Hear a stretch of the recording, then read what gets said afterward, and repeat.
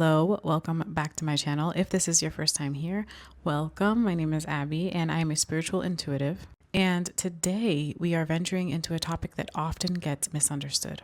Shadow beings, demons, the darker side of the spiritual spectrum.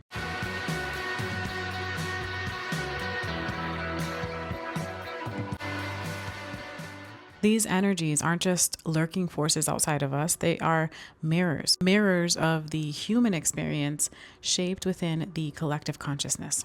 Light and shadow are not enemies. They are two sides of the same cosmic coin. Spirituality isn't just angels and ascended masters floating on clouds of enlightenment. There are also beings formed from darker emotions, fear, abandonment, anger, or grief. We call them demons, shadows, or lower entities. But at their root, they aren't monsters by default.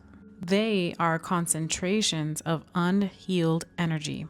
Across the world, different cultures gave names and faces to these energies. In some traditions, they are parasites feeding on fear. In others, they are guardians, forcing growth through discomfort. Nothing in the spiritual realm is random. Shadow beings form where there's collective trauma that has not been transformed. They are born when humanity tries to bury its darkness instead of healing it. Think of it this way. Imagine consciousness as a vast ocean. Every human thought and emotion is a drop. Drops of love gather into angels, guides, and protectors. Drops of fear gather into shadow entities. When enough people feel the same wound, it becomes a shared energetic form. Shadows reflect our unresolved parts. They show up where we've tried to silence our truth. They're not here to destroy us, they're here to demand transformation. A shadow entity doesn't show up because it wants to extinguish your light.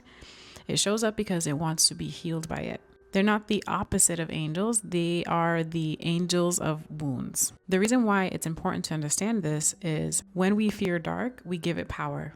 When we face the dark, we take our power back. By acknowledging shadows, we stop feeding them with fear. We integrate the lost parts of ourselves and strengthen the collective field. Every act of courage, compassion, or healing sends a ripple that weakens the shadow and strengthens the light. So remember, shadow beings, demons, or dark energies, they are reflections of where humanity still aches. And every time you heal even one small part of yourself, you bring light to the entire collective and transform the nature of what shadow can become.